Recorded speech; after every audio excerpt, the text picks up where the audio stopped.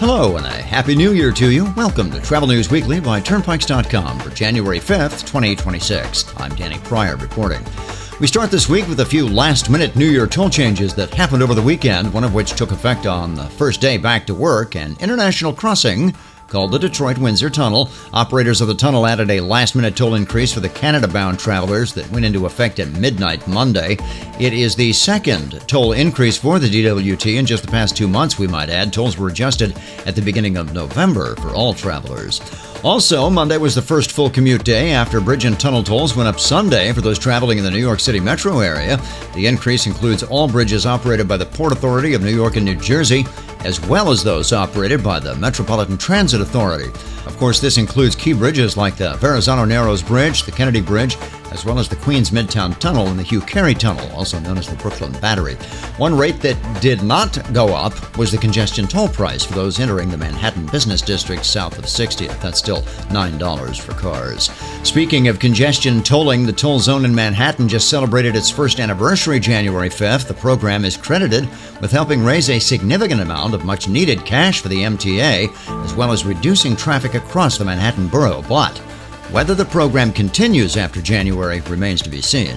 As we look ahead in 2026, the Trump administration is still trying to take down the program, which was approved by the Biden administration.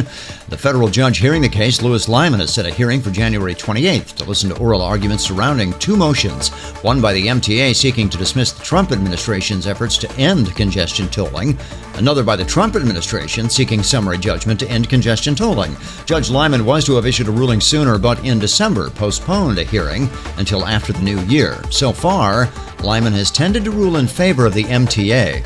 Once again, the hearing is set for January 28th.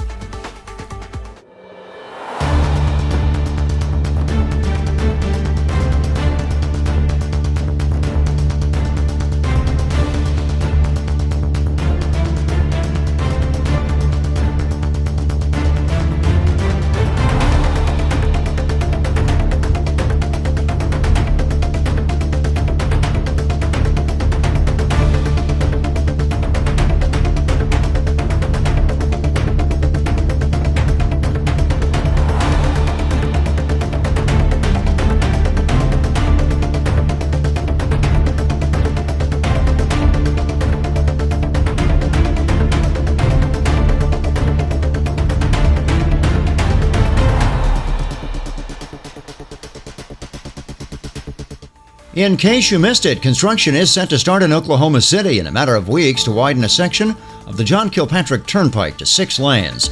The year-long project will affect commuters on a nearly 4-mile stretch of the roadway that also crosses the Northwest Expressway. According to a media report in Yukon Progress News, that's Yukon, Oklahoma, by the way, the project is expected to be completed in just under a year, 340 days in fact, and is only the latest project of a comprehensive plan to increase capacity on the Kilpatrick Turnpike. Because the latest project also involves modifying the bridges over the Northwest Expressway, commuters can expect considerable disruption as crews begin work in February. That will impact you both on the Kilpatrick and the Northwest Expressway. This year marks the centennial celebration of an iconic bridge over the Columbia River Gorge, the Bridge of the Gods. That bridge is located just off Interstate 84 and takes travelers over the Columbia River Gorge between Oregon and Washington.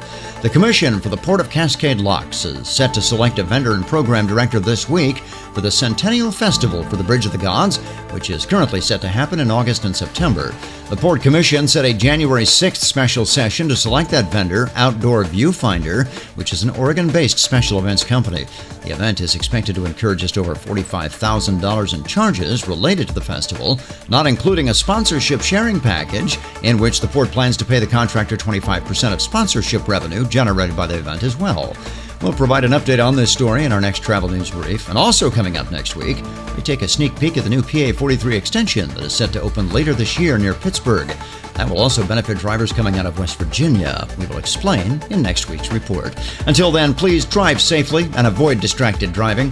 I'm Danny Pryor, reporting for Turnpikes.com, the Turnpike Authority.